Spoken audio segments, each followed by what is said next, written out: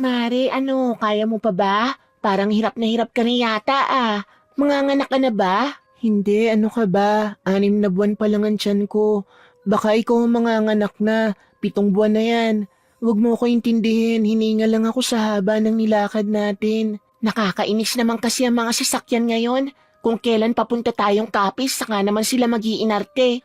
Beatrice, yung mga driver ng kung anong pampasaherong sasakyan, may mga pinaglalaban yung mga yan. Wala tayong magagawa kung ganun ang ginawa nila ngayon. Ang sisihin natin yung gobyerno. Ang pangit ng sistema nila. Pinigiinitan na naman kasi nila ang mga lumang modelong jeep.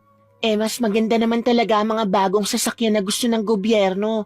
Itong mga driver lang naman ang maaarte. Uy, bibig mo. Baka mamaya may makarinig sa'yo dyan at baka anuhin ka pa. Ano, sasaktan nila ako? Buntis ako? Buntis din ako, Mare. Kapag may nangyari sa'yong hindi maganda dahil dyan sa bibig mo, hindi kita matutulungan. Nako, tara na nga. Baka maiwan pa tayo ng barko. Kumusta naman kayo ng mister mo? Nagkausap na ba kayong dalawa? Diyos ko, uuwi ba ako ng Capiz kung nasa maayos kaming kalagayan? Malamang hindi, Mirna. Buwisit na lalaking yun. Nagawa pa mang babae kahit na ang laki na ng tiyan ko.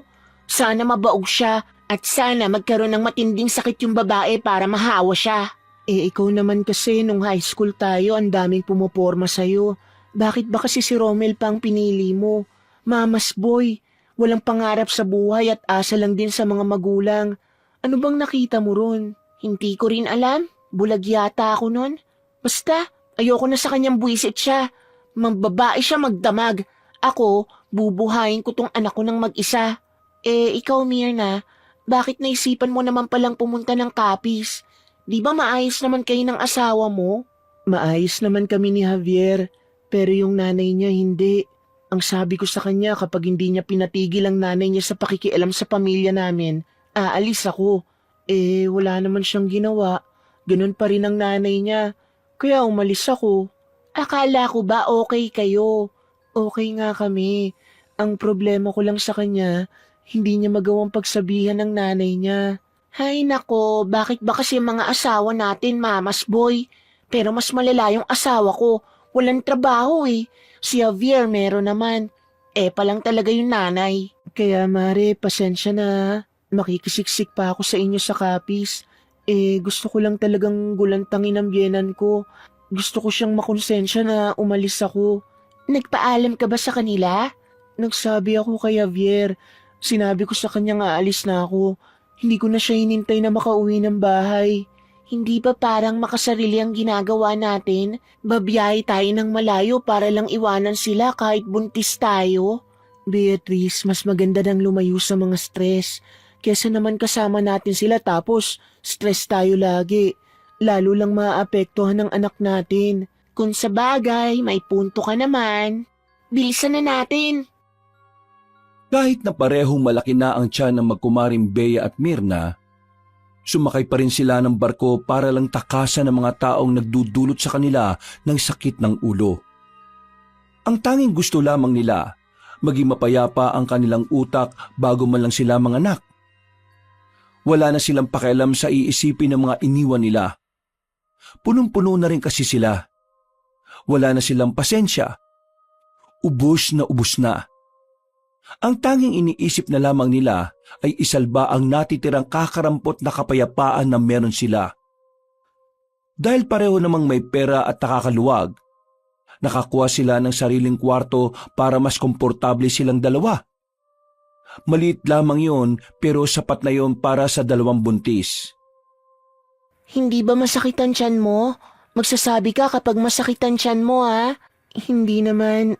Ikaw ba?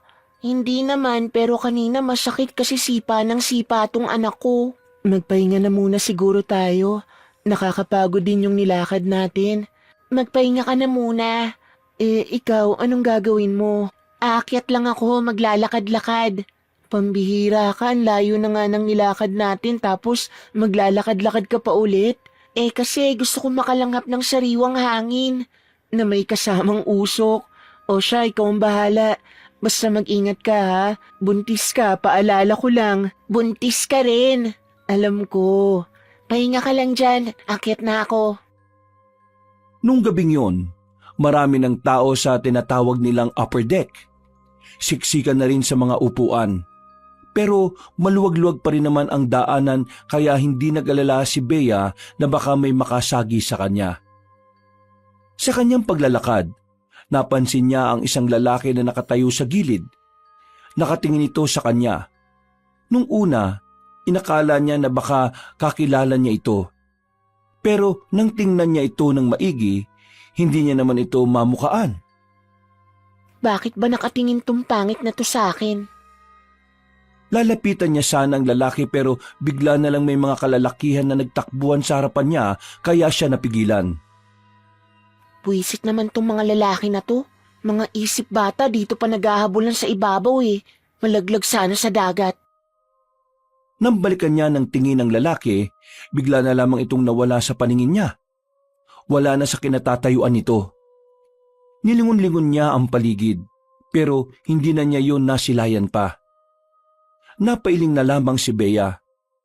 Hindi niya malaman kung papaanong sa ganoong kabilis na wala na ang lalaki doon. Tumalo na yata sa tubig yung isang yun ah. Naglakad-lakad na lamang ang babaeng si Bea. Kahit na papaano, narelax siya dahil sa lamig ng hangin. Gumaan din ang pakiramdam niya.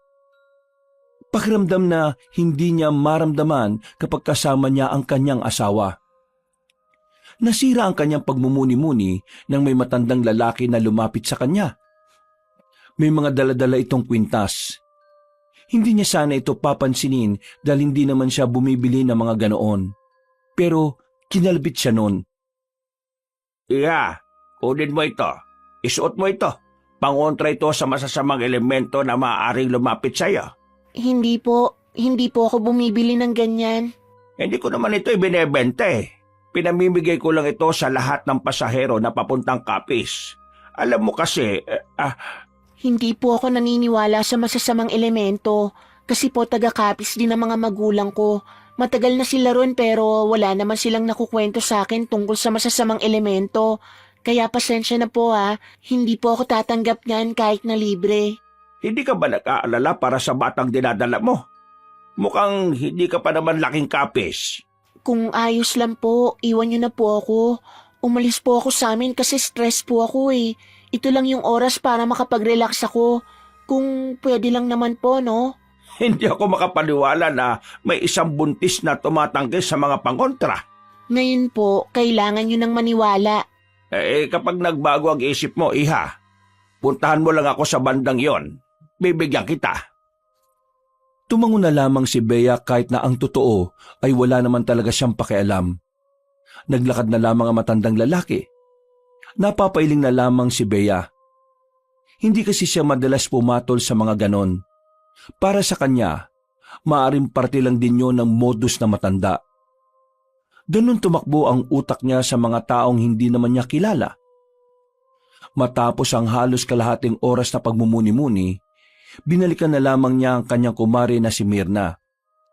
Mahimbing na ang tulog ni Mirna, kaya naisipan na lamang din niyang matulog. Pero kahit na anong gawin niyang pikit, hindi siya dinadalaw ng antok.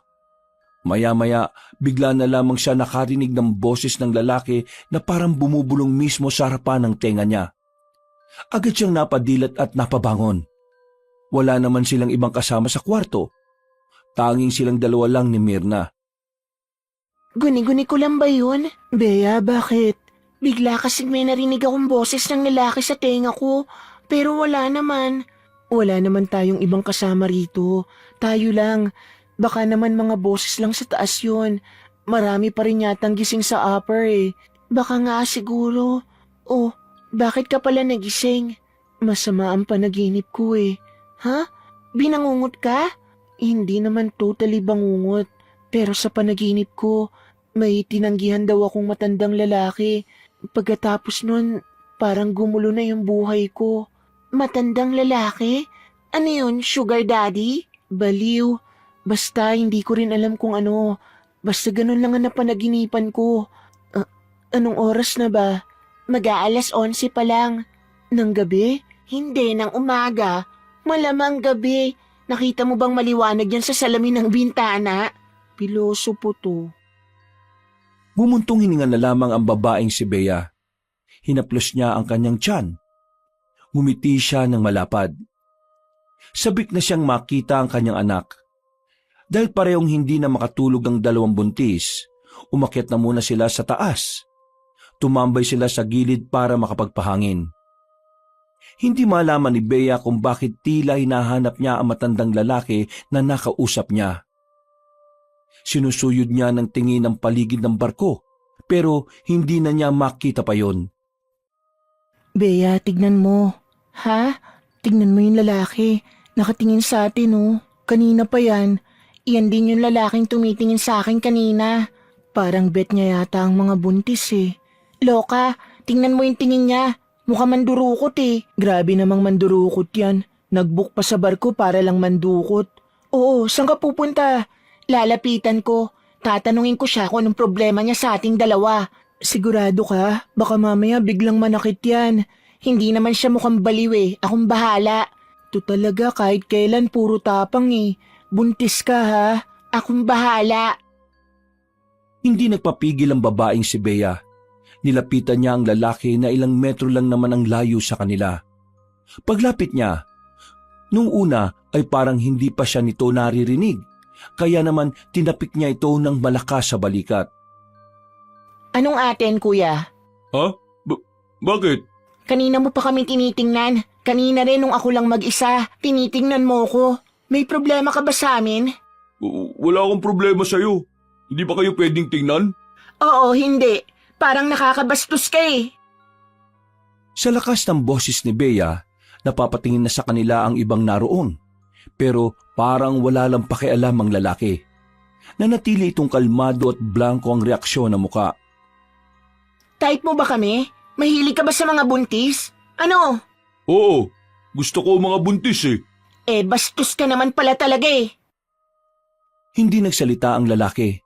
Tumingin lamang ito sa kanya. Yung tingin nito, para bang tumatagos hanggang sa kaluluwa niya.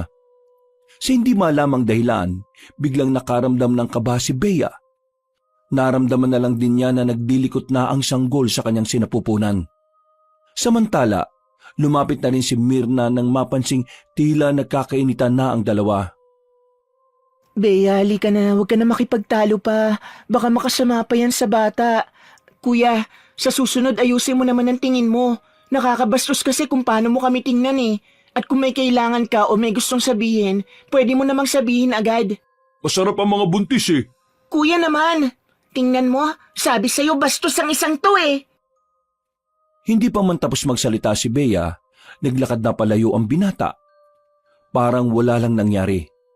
Kaswal lang ang lakad nito. Kahit ang ibang taong nakarinig at nakakita sa sagutan, nagtataka rin kung sino ang lalaking yon. Kailangan natin siyang i-report sa kapitan ng barkong to o kahit man lang sa mga namumuno dito. Baka mamaya meron pa siyang bastusing iba. Sige, hanapin natin ang management dito. Gigil na gigil ang babaeng si Bea noong mga sandaling yon. Kinausap nila ang mga staff ng barko. Naisumbong na rin nila ang lalaking nambastos sa kanila. Dahil sa galit ni Bea, napilitan ng mga pamunuan ng barko na halugugin ang barko para lang mahanap ang lalaki. Pero sa kasamaang palad, hindi nila yun nakita. Wala rin makapagsabi kung ano ang pagkakakilanlan ng lalaki. Tiningnan na rin nila ang mga listahan ng mga naroon, pero hindi nila matukoy kung sino roon ang kanilang hinahanap. Maraming salamat po. Update nyo na lang po kami kapag nakita nyo na po ang lalaking yon.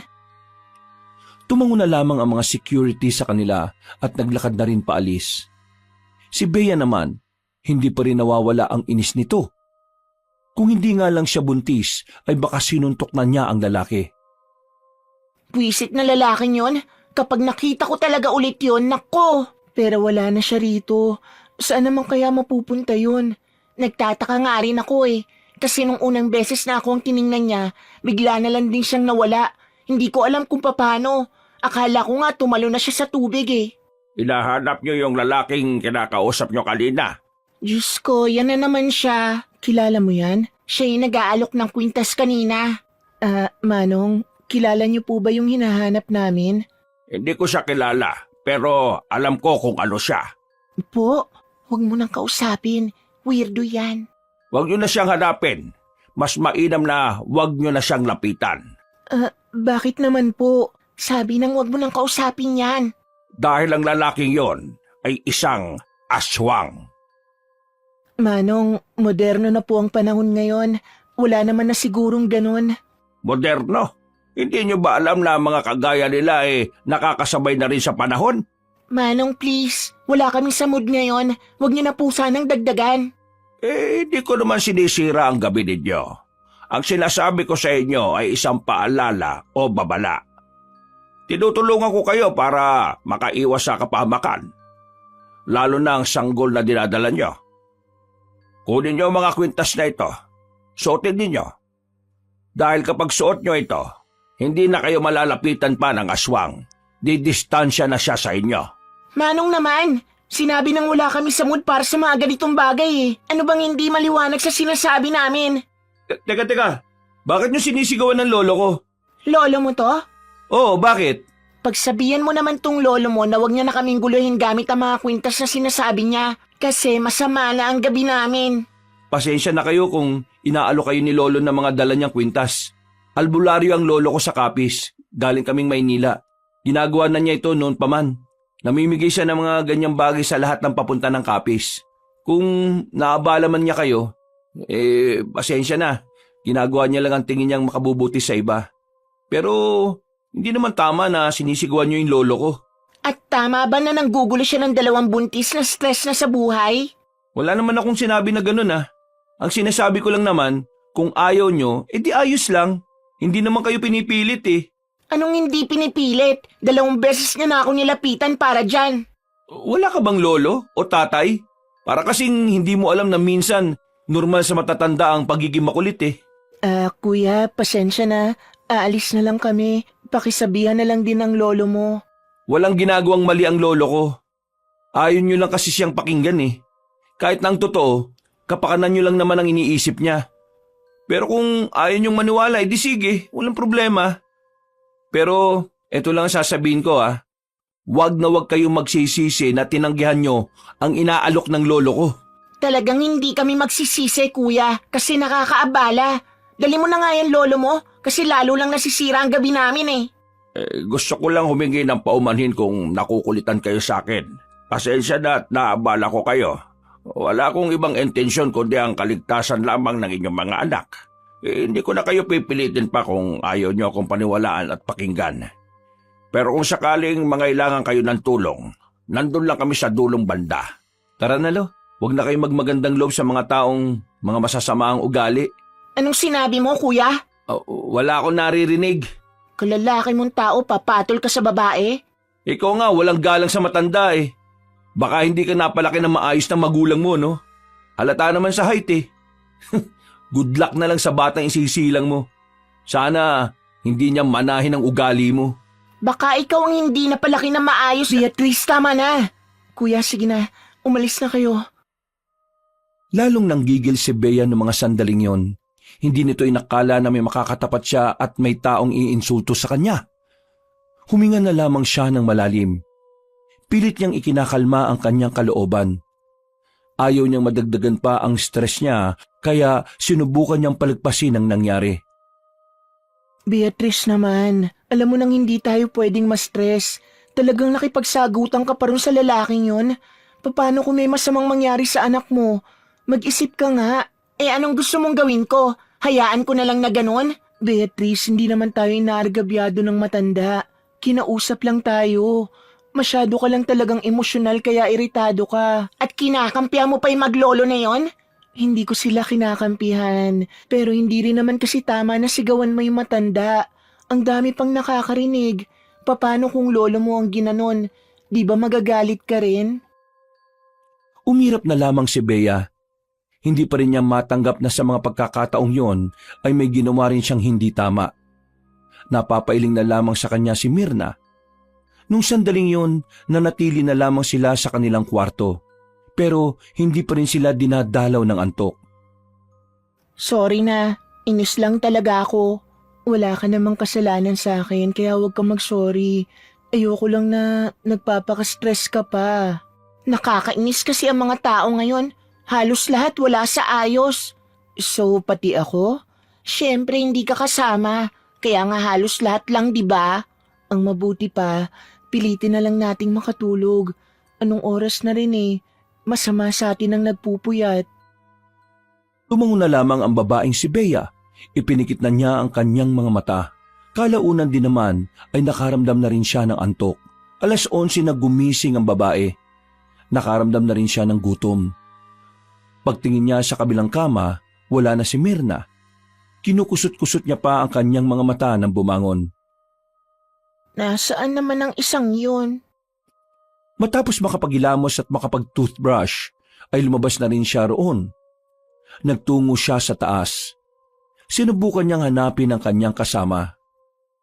Ang daming tao sa labas. Hindi niya agad makita si Myrna. Umupo na lamang muna siya sa gilid. Mga ilang sandali lang, nasa tabi na niya ang babae. Saan ka galing? Naganap lang ng almusal natin. Ito, may dala na ako. Tara, kainin na natin. Ang sama rin ng panaginip ko. Buwisit kasing matanda yun eh. Pati tuloy sa panaginip ko pumasok. Ano ba yun? Aswang-aswang din. Ha? Aswang din? Bakit? Nanaginip ka rin ba? Oo. Ano bang panaginip mo? Nasa bahay na raw ako tapos may umaaligid na lalaki sa labas. Tapos nung gumabi, nakita ko siyang nakaupo sa balon namin. Bea, yung bahay niyo ba meron talagang balon? Oo, bakit? Kasi yung panaginip ko, nandun na daw tayo sa bahay niyo. Tapos nakita ko sa panaginip yung balon. We, oo nga. Dun sa panaginip ko yung bahay niyo may taniman ng kamatis at iba pang mga gulay ano. Tama ba? Hindi ko lang maalala kung sa kaliwa o sa kanan. Pero tingin ko parang sa gilid lang talaga siya. Hindi na muna nakapagsalita ang babaeng si Bea. Medyo kinilabutan siya. Hindi pa naman kasi nakakapunta si Myrna sa bahay nila pero tumutugma ang mga sinasabi nito. Isang matibay na indikasyon lang na totoo nga ang sinasabi ng babae. Ano kayang ibig sabihin nito? Baka mamaya may masama itong ibig sabihin. Hindi kaya dapat naniwala tayo dun sa matanda? Maniwala ng alin? Na aswang yung lalaking kinaiinisan natin? Yung lalaking manyak? Diyos ko, tigilan mo na nga yan, Myrna. Yung panaginip natin, baka nagkakataon lang kasi pareho tayong buntis. Grabe namang pagkakataon yan. Biruin mo, hindi pa ako nakakarating sa inyo pero sa panaginip ko, ganun na ganun yung bahay ninyo. Nako, wag ka na nga lang mag-isip ng kung ano-ano. Kumain na nga lang tayo. Tara na.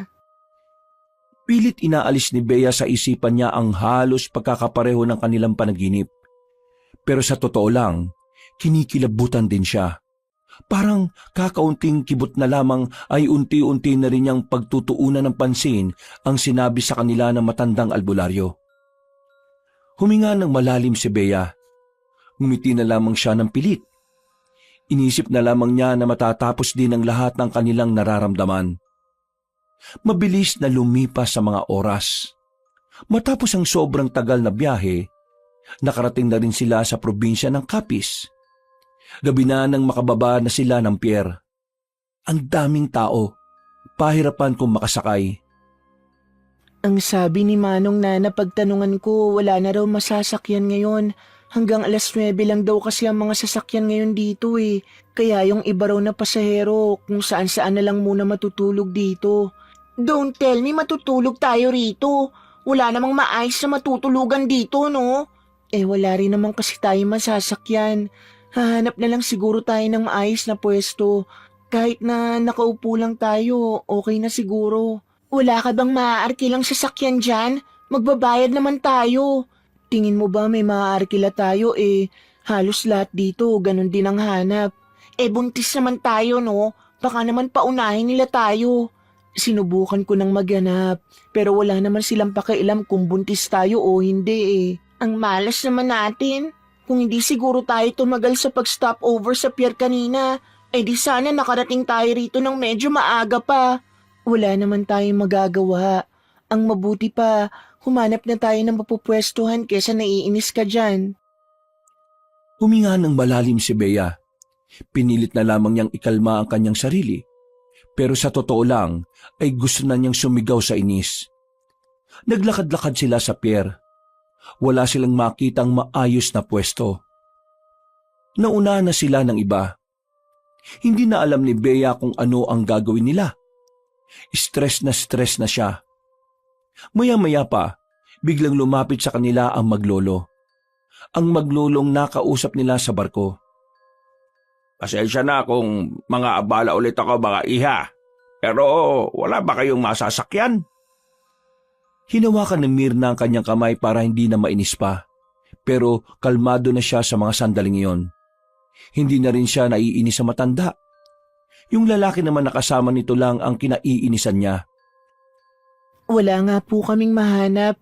Hindi po namin inakalang kapag ganitong oras pala wala na masasakyan dito. Matagal-tagal na rin kasi nung huling pumunta si Bea rito.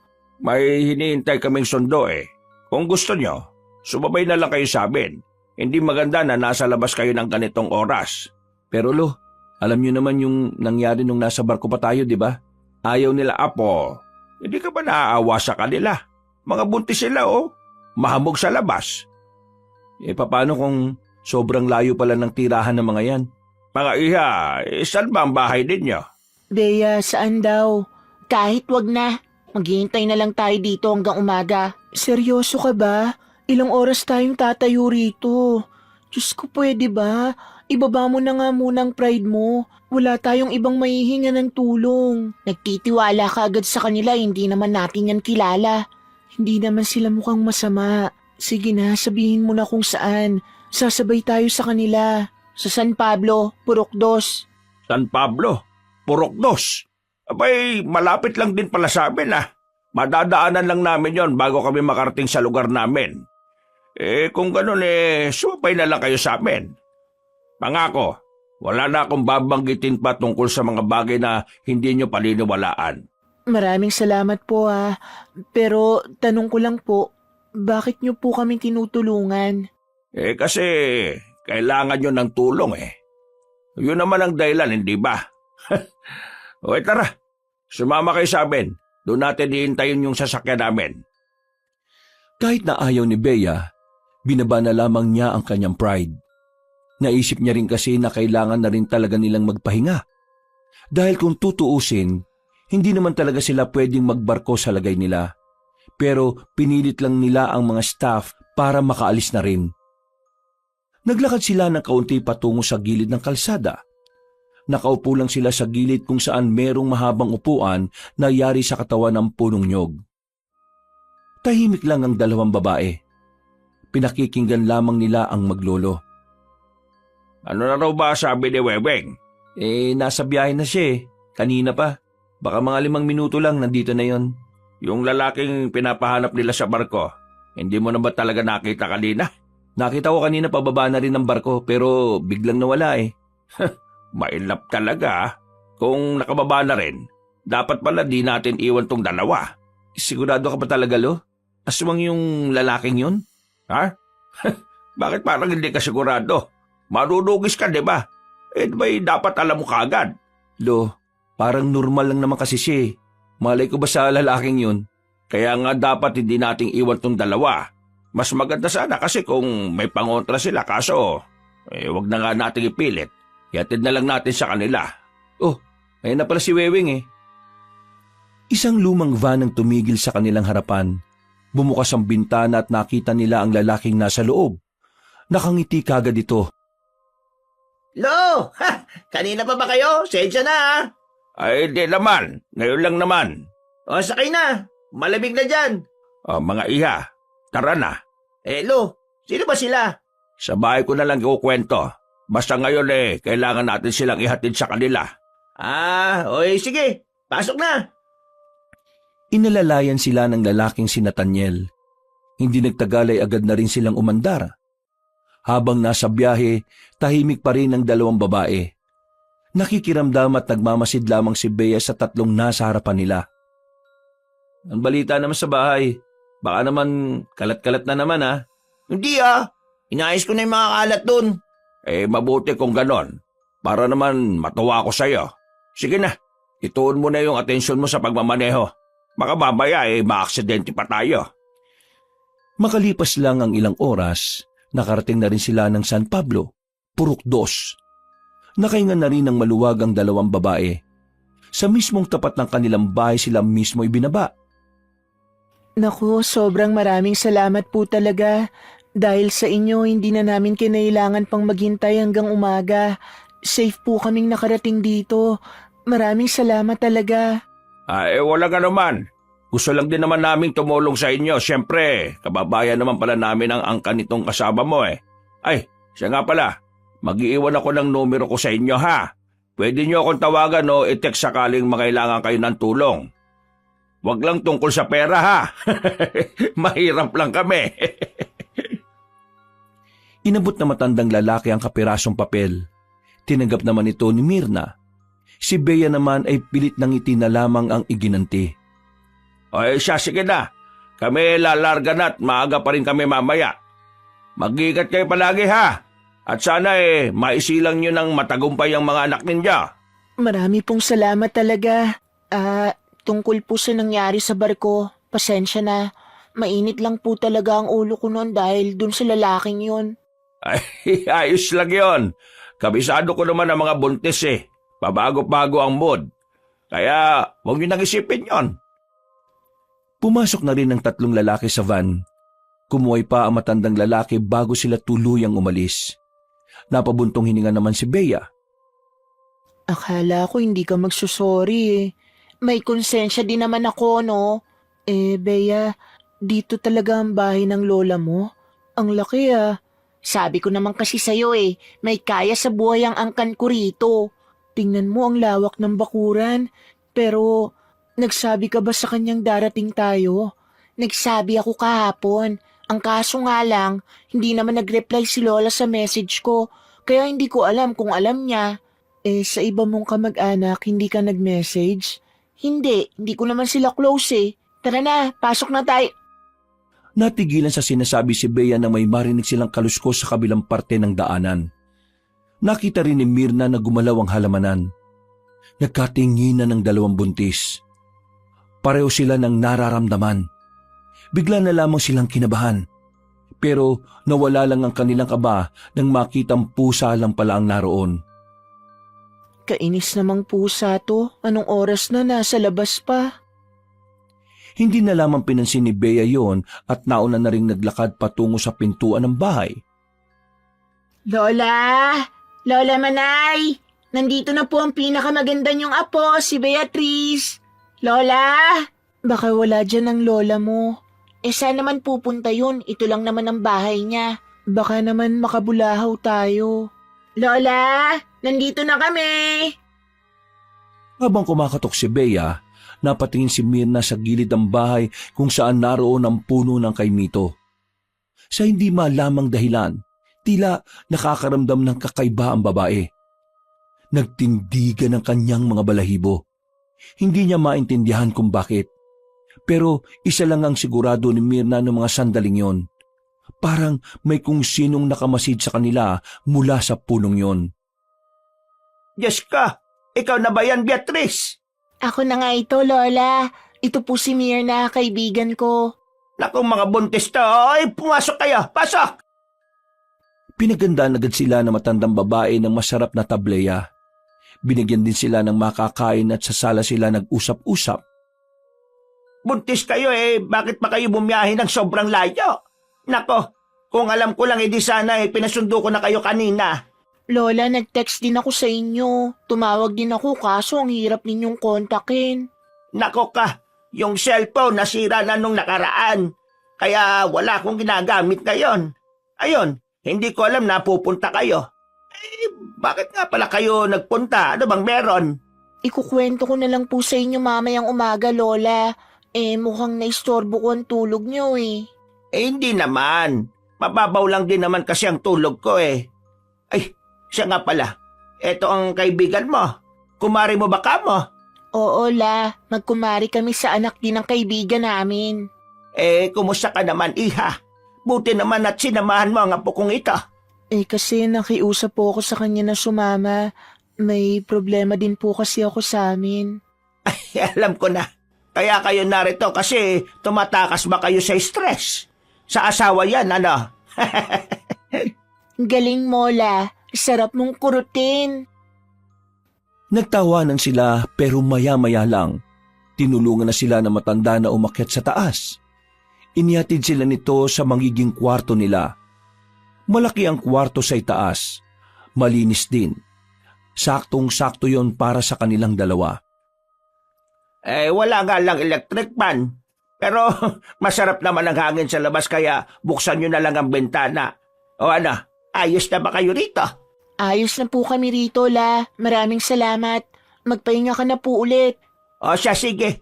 Pupunta na ako sa silid ko, ha? Matutulog na ulit ako. Maraming salamat, Lola. Laki ng bintana, Mars. Sara natin. Wala ngang electric fan. Hayaan mo na lang para makapasok ang hangin. Mula sa kinalalagyan nilang kama, natatanaw ni Mirna ang puno ng kay Mito sa labas. Hindi niya talaga maipaliwanag ang kanyang nararamdaman. So tuwing mapapatingin siya roon, pakiramdam niya ay meron ding nakatingin sa kanya. Kumusta naman ang tiyan mo? Hindi ba sumasakit? Maayos naman. Wala namang problema. Ikaw ba? Kanina nung nasa pier tayo, sipa siya ng sipa. Baka kasi alam na niyang malapit na tayo. Ewan ko ba rito sa anak ko, ang lakas sumipa. Parang kabayo eh. Ang sakit kaya minsan. Matapos ang kanilang sandaling pag-uusap, humiga na rin sila. Iisa lang ang kama pero may kalakihan kaya kasyang-kasya naman silang dalawa. Mga bandang 3:00, hindi na naman makatulog ang babaeng si Bea. Pagtingin niya kay Mirna, gising pa rin ito. Uy Mars, namamahay ka ba? Hindi, inaantok na rin ako pero hindi ko magawang pumikit. Bakit? Nakabukas kasi yung bintana eh. Hindi kasi natin pwedeng isara. Baka naman mainit. Pakiramdam ko kasi may nakatingin sa akin mula dun sa punong yun. Yun din palang nararamdaman mo. Ramdam mo rin? Oo, kanina ko pa nararamdaman eh. Ano to, aswang na naman? Naniniwala ka na sa aswang? Hindi.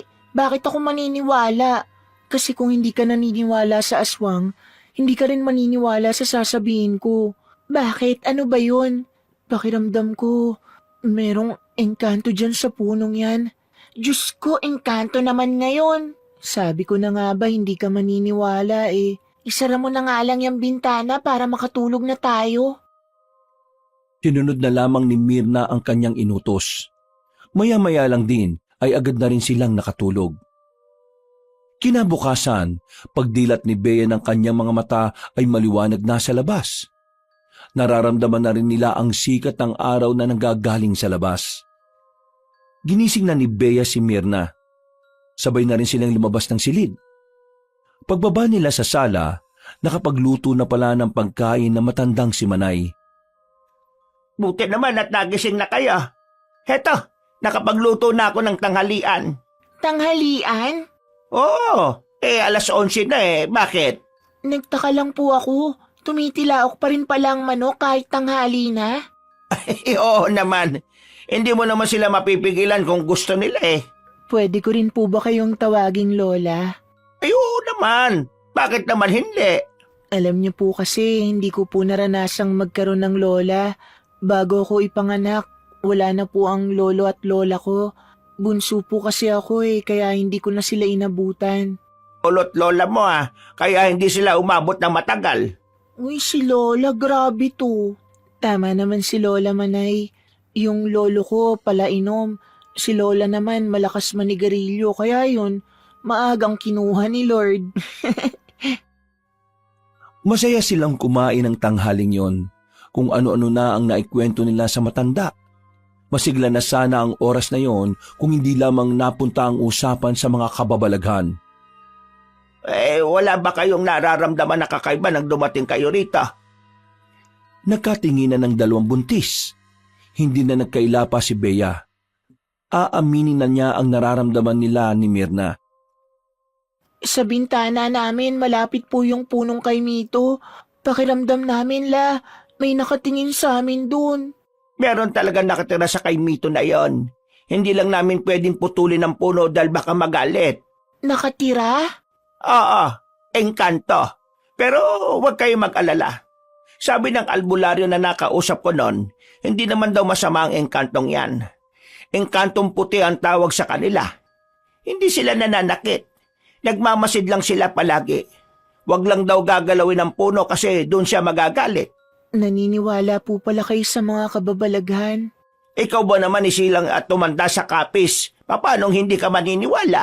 Nung nasa barko naman po kami, may nakausap din kaming albularyo.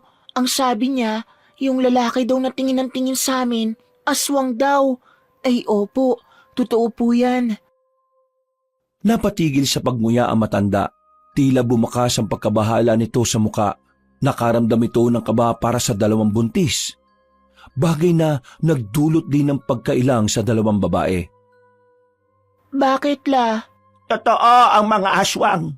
Totoo ang mga kagaya nila. Hindi na nakapagsalita pa ang dalawang buntis ng mga sandaling yon dahil si Aling Manay na ang nagsabi sa kanila. Pakiramdam nila ay dapat silang maniwala. Seryoso din kasi ang mukha ng lola ni Bea. Hindi naman siya tinatakot ko kayo. Pero totoo ang mga aswang. Lalong-lalo na rito sa kapis. Kung nabasa ko nga lang ang text mo, Bea, sasabihin ko sa iyong wag na kayong tumuloy. Pero dahil nandito na naman kayo, alangan namang pauwing ko pa kayo. Totoo man o hindi ang aswang, gusto ko sanang dumito na muna sa inyo hanggang sa mga anak ko. Hindi ako pwedeng ma-stress sa amin Baka ano pang mangyari sa anak ko. Ganun din si Mirna. Kailangan namin pareho ng payapang lugar. Tahimik at malayo sa asawa at biyan ng babae na pakailamera. Kung ganun naman pala ang dahilan ninyo, sige. Pero ito lang ang gusto ko. Habang naririto kayo, sumunod kayo sa mga paalala ko. Para na rin naman ito sa inyong kaligtasan. At siyempre, sa inyong mga anak na rin. Sige po, makikinig kami sa inyo. Wag na wag kayong kakausap ng mga taong hindi nyo namang kilala. At wag na wag din kayong magpapatapik sa balikat. Kapag may hindi kilala na tumapik sa balikat ninyo, tapikin nyo rin kagad pabalik. Sa parehong balikat. Kung sa kanan kayo tinapik, sa kanan nyo rin tatapikin. Para saan naman po yun? May paniniwala kasi na may mga aswang na tumatapik ng balikat ng tao para lasunin o kaya gayumahin ang biktima nila. Para maibalik sa kanila yon, tatapikin mo rin sila sa balikat. Ganun na po ba talaga kalala rito sa probinsya? Hindi naman malala. Ito ay mga paalala lamang para sa mga posibleng mangyari. Hindi naman din kayo taga rito. Buntis din kayo. Mainit kayo sa mga mata ng mga aswang. Kung sakaling nandito pa man sila. Sige po, Bukas na bukas, aalis ako para mahanapan kayo ng pangontra. Mahirap na. Mas maganda nang sigurado tayo. Matapos ang pananghalian na iyon, ay nag-iwan sa kanila ng palaisipan ng sinabi ng matandang babae. Noong mga oras na iyon, hindi nila alam kung sisimulan na nilang paniwalaan ng mga bagay na noon ay hindi nila siniseryoso. Bandang 3:00 ng hapon, naiwan ang dalawang buntis sa bahay. Nakatambay lang sila sa bakuran. Habang nagkukwentuhan, napansin nila ang puno ng kaimito. Mga ilang segundo silang napatingin doon. Nang makaramdam sila ng pagkailang, dito na nila iniwas ang kanilang tingin. Kanina, aswang. Tapos ito namang puno na to, may engkanto. Engkantong puti ba yung sinabi ni Lola? Oo, engkantong puti. Pero alam mo, nung nagpunta rin ako sa probinsya ng mother side ni Javier, may mga naririnig din akong kwento tungkol sa mga engkanto Sige nga, ano yun? Hindi ka ba matatakot kung ikukwento ko? Hindi ko pa nga sigurado kung maniniwala ako Bakit ako matatakot? Di kwento ko na nga lang din. Yung dun sa probinsya nila, may engkanto daw sa tapat ng ilog. Tapos yung buntis na laging naglalakad-lakad, napadpad doon. Tapos, alam mong nangyari? Ano? Nadapa. Anong kinalaman ng engkanto doon? Nadapa siya pero may sumalo daw sa kanya. Lalaki, maputi, matangkad, gwapo. Tapos, engkanto pala yun. Alam mo kung anong sunod na nangyari? Nalaglag yung bata kasi gusto ng engkanto na sumama siya sa mundo nila. Ang kaso tumanggi siya. Ginantihan yung bata. At yan base sa kwento ng mga kamag-anak ng asawa mo? Oo. Maniniwala ka dun siraulo nga yung biyenan mong yun Basta ganun daw yung nangyari. Bea, tingin mo, hindi naman siguro mangyayari yun sa atin Lalo na meron palang engkanto dyan sa punong yan. Nagkibit-balikat na lamang si Bea sa sinabi ni Mirna. Dahil wala naman na silang magagawa sa labas at hindi pa rin naman nakakabalik ang matandang babae, pumunta na lamang sila sa loob. Nanatili lang si Bea sa sala, habang ang babae namang si Mirna ay nagtungo sa kanilang silid. Naiwan siyang mag-isa sa sala. Abala lang siyang nanunood ng TV nang biglang may marinig siyang sitsit. Hindi niya alam kung saan yun nanggagaling. Akala niya pa nga nung una ay nagkakamali lang siya ng dinig. Pero paulit-ulit lang ang sitsit. Habang tumatagal pa nga, mas lumalakas. Hindi na nakatiis pa ang babae. Tumayo na siya at sumilip sa labas. Wala naman siyang nakitang kung ano. Kahit na alam niya sa sariling hindi na normal ang nangyayari, pinagsawalang bahala pa rin niya. Kinagabihan, Ay nako, pasensya na kayo't ginabi na ako ng uwi. Ang dami ko pa kasing siningil Yung iba pahirapan pang magbayad. Pero may mga binili akong pagkain dito. Masustansya ito para sa mga kagaya niyong buntis. Nagluto na rin pala ako, para kakain na lang. Ay nako, masarap ba niluto mo? Masarap pong magluto yan si Bea. Ay mukhang may makakatalo na ng mga luto ko agad silang nagsalo-salo sa hapagkainan ng mga sandaling yon. Masaya ang kanilang hapunan. Ikinuwento ni Aling Manay ang lahat ng naranasan niya sa buong maghapon. Pagkatapos ng hapunan, si Bea na ang nagkusang maghugas ng plato, habang si Mirna naman ang naglinis at nagwali sa sala. Aray ko! Oh, bakit Bea? Masakit ba ang tiyan mo? Oo, pero ayos lang ako. Yung sipa ng anak ko parang galit Diyos ko, nataranta ako sa'yo. Akala ko kung ano na. Pero alam mo, pareho tayo. Ganyan din sumipa ang anak ko Pansin ko mula nang dumating tayo rito. Hindi sila mapakali. Sipa sila ng sipa. Baka kasi nahanap na nila ang tatay nila. Naalala ko na naman si Romel. Nabubwisit ako sa mukha Naku, wag mo nang isipin. Mas lalo ka lang maiinis Sige na, tapusin na natin ang mga ginagawa natin. Mabilis na lumipas ang mga oras. Oras na rin ang kanilang pagtulog. Habang nagpapantok at nagbabasa ng pocketbook, bigla nilang naramdaman na parang may mabigat sa bubungan. Nung una ay nagkatinginan pa sila, pero nang marinig nilang tila naglalakad na yon, napabangon na ang dalawang buntis. Uy, Bea, mukhang totoo nga mga aswang Ano ka ba? Kumalma ka nga. Sumunod ka sa akin. Saan naman tayo pupunta? Gigisingin natin si Lola, tara. Marahan ang ginawa nilang pagakbang para hindi sila marinig kung sino man ang nasa bubungan.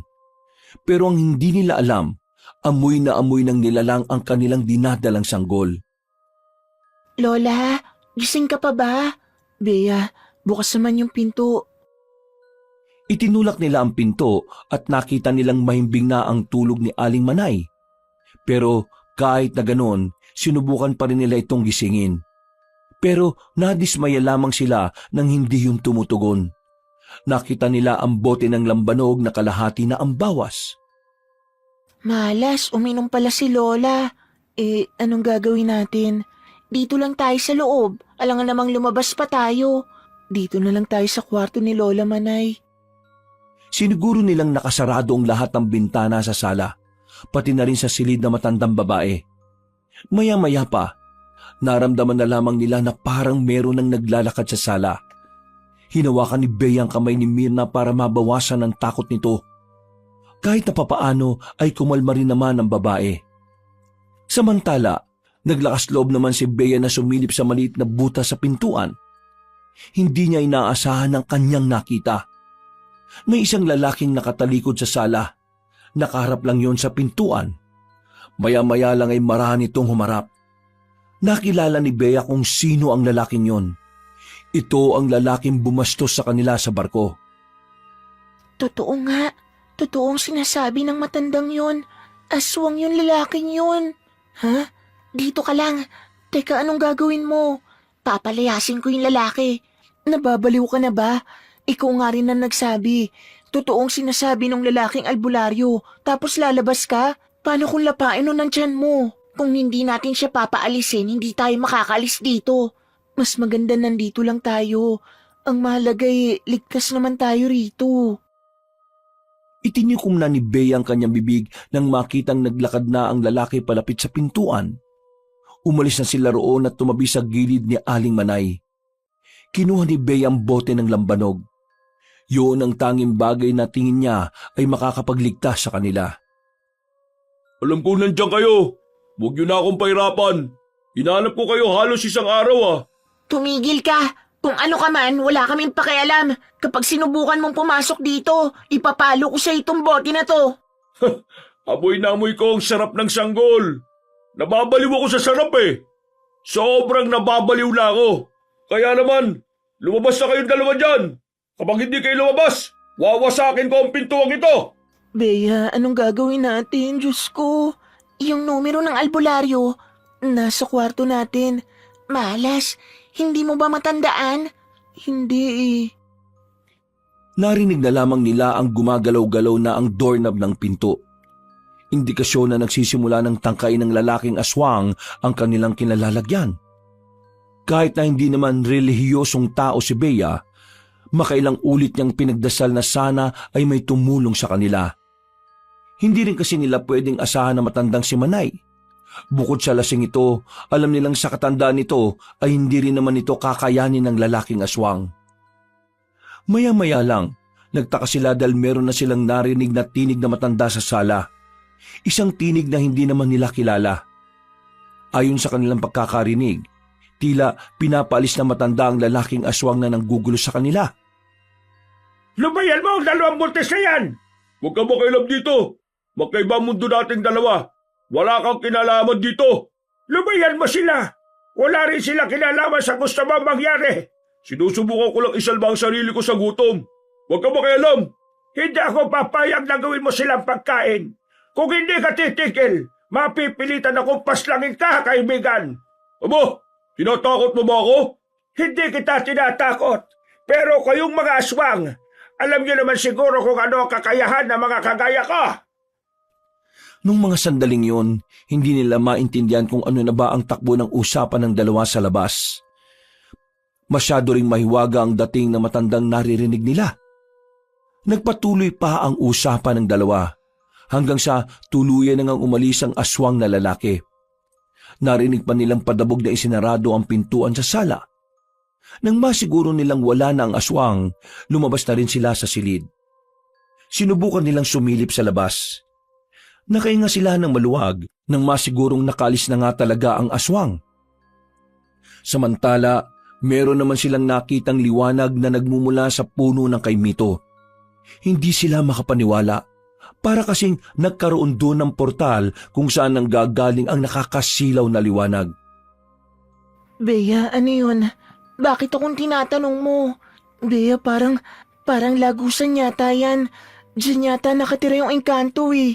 Teka, yung matanda kanina, siya yung engkanto? Tara na sa loob, bilis.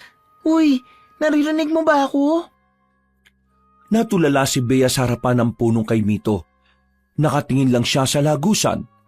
Parang merong umaakit sa kanya na pumasok din doon. Buti na lamang, nakatikim siya ng malakas na sampal sa babaeng si Mirna. Natauhan siya dahil sa ginawa ng babae. Hindi na siya nito pabalik sa pintuan. Agad namang sinara ni Mirna ang pintuan sa sala. Ano bang ginagawa mo? Ha? Ginagawa ko? Beatrice, hindi mo ba alam na malapit ka nang pumasok doon sa lagusan? Ako? Papasok doon? Oo, tingin ko na ano ko eh. Ano bang tawag doon? Yung wala ka sa sarili? Na-hypnotized ako? Oo, gano'n na nga. My God! Nahaplos na lamang ng babae ang kanyang tiyan. Dahil takot sila magpunta sa silid nila dahil malapit yon sa punong kay Mito, nanatili na lamang sila sa sala. Gulong-gulo ang utak nila kung ano ang mararamdaman nila. Hindi pa sila nakaka-recover sa kilabot na idinulot ng aswang, dumagdag pa ang engkanto sa punong yon. Tingin ko ikaw ang gusto ng engkanto, tapos tayong dalawa naman ang gusto ng aswang. Diyos ko, ano ba nangyayari sa buhay natin? Tingin mo, kakailanganin ba natin ng tulong ng albularyo? Mamayang umaga, tatawagan na natin sila. Hindi ako makapaniwala. Totoo pala talaga sila. Nung mga sandaling yun na hindi na talaga nakatulog ang dalawang buntis, nawala na rin ang kakaibang liwanag sa puno ng kay Mito. Nanatili lang sila sa sala. Malapit sila sa kusina. Sa may bandang sulok sila tumambay kung saan abot na abot nila ang mga pangsaksak. Kinabukasan, nang makita nilang maliwanag na sa labas, nagkaroon na rin sila ng lakas ng loob na pumunta sa silid. Hinanap nila ang papel kung saan nakasulat ang numero ni Mang Morong.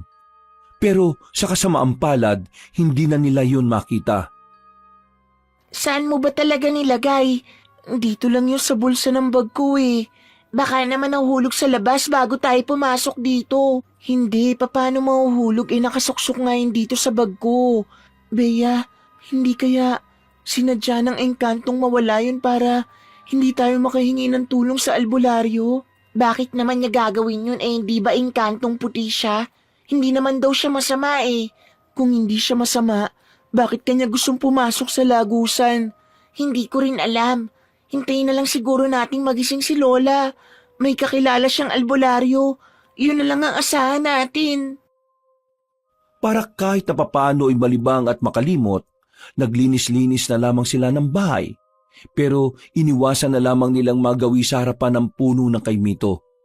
Naganda na lamang din sila ng kanilang pagkain para sa pananghalian.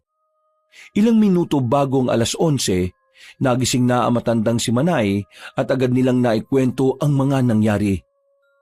Namulagat ang mga mata nito. Baka sa mukha ng matandang babae ang pagkabahala. Hindi maganda to. Dalawang nilalang ang nakakaroon ng interes sa inyo. Ang isa ay dahil sa mga sanggol na dinadala ninyo at ang isa naman ay gusto kayong gawing reyna ng mga engkanto. Pero si Bea lang po ang na-hypnotize ng engkanto. Hindi po ako kasama. Huwag kang kampante, iha. Sabi sa libro, ang mga matatandang engkanto ay mahilig. Hindi sila nakokontento sa iisang asawa lang. Diyos ko naman, nakakakilabot naman to. Lola, ano po bang kailangan natin gawin? Kailangan na natin papuntahin ang kakilala kong albularyo. Alauna na nang dumating na ang albularyo sa kanilang bahay. Pagkakita ni Bea at Mirna sa albularyo ay nagtaka sila dahil nakilala nila yon. Kasama pa na matandang lalaki ang dalawa nitong apo, si Nathaniel at Wengweng.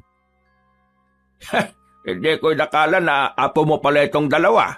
Yung isa lang. Yung isa kasi dyan kaibigan niya pero parang apo ko na rin. Nagkakilala na ba kayo? Ay oo, kasama ko sila sa barko.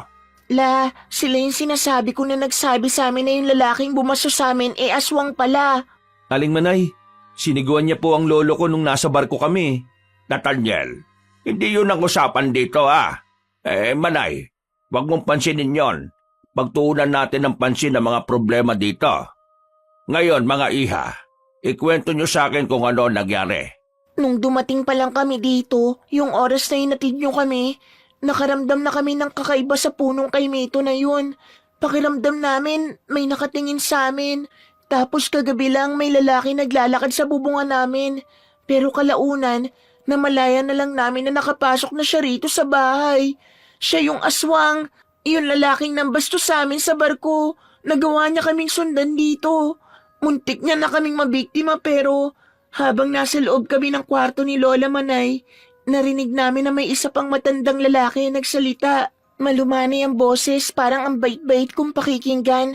Pinagbantaan niya yung lalaking aswang. Natakot yung aswang at umalis.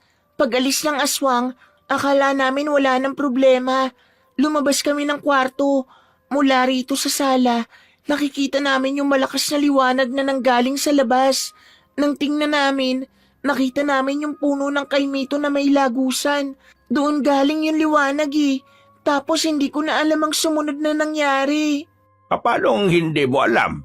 Wala ka nang maalala pagkatapos nun? Bigla na lang po kasi siyang nawala sa sarili. Naglalakad na siya palapit sa lagusan. Kung hindi ko pa po siya sinampal, hindi pa siya magigising sa katotohanan. Tapos ayun po, hinila ko siya pabalik dito sa sala. Morong, ano sa tingin mo nangyayari? Tama ang sinasabi mo, Manay. Pinag-aagawan sila ng dalawang nilalang. Gusto ng engkanto na kunin ng dalawang buntis, pero hindi para gawing asawa. Yung anak ng dalawang babaeng ito ay maaaring gawin niyang prinsipe ng Biringan. Bingihan? Biringan, hindi bingihan. Biringan, biringan. Ano po ang biringan? Ang Biringan ay ang pinaniniwalaang mundo ng mga engkanto. Minsan, nagbubukas ang lagusan ng Biringan para kumuha ng mga tao. Kapag lalaki, ginagawa nilang alipin. Kapag babae, ginagawa nilang asawa. Pero kapag bata, ginagawa naman nilang tagapagmana. Anong pwede nating gawin ngayon, Morong? Dalawa problema natin. Kailangan nating isipin din ang lalaking aswang na nanggugulo sa kanila. Mabangis din yon, at maaari din silang mapahamak sa isang yon. Pero huwag kayo mag-alala. Itong si Nathaniel, isa siyang manunugis. Trabaho na niyang humanap ng aswang dito sa kapis at tutugisin niya. Dalawa sila nitong si Weweng. Sa kanila natin ipapaubaya ang paghahanap sa aswang. Habang ako naman, etong engkanto ang poproblemahin ko. Kung umuwi na lang po kaya kami, Lola Manay, yun din ang naiisip ko, Lola. Hindi, wala rin saysay kung uuwi kayo. Bakit namang walang saysay? Hindi na nila kami masusundan dun. Ang kay Mito ba na yan, sasakay din ng barko para makasunod sa amin? Hiya, mali ka ng pagkakaunawa. Ang lagusan ay hindi nakadikit sa punong yon. Ang lagusan ay pinaghalo-halong negatibong enerhiya na nabubuo dahil sa lakas ng gumagamit nito. Ibig sabihin, kahit saan, kahit kailan, pwedeng lumabas ang lagusan. Kung uuwi kayo sa inyo, maaring makaiwas na kayo sa aswang. Pero sa engkanto, hindi. Susundan at susundan niya kayo. Isa pa, ang mga engkanto ay gumagamit din ng itim na salamangka. Kaya kaya nilang manipulahin ang panaginip nyo para lang mabiktima kayo. Makinig kayo sa kanila. Matagal ko na silang kilala. Subok na ang serbisyo nila. Manay, dito na muna ako ng ilang araw para mas mabantayan ko ang nangyayari. Ayos lang naman sa akin kung matutulog ako rito sa sala. Hindi ko kasi pwedeng iwan ang kasong ito, lalo na't engkanto ang kalaban. Mahirap kalaban ng engkanto, Manay. Alam mo naman yan.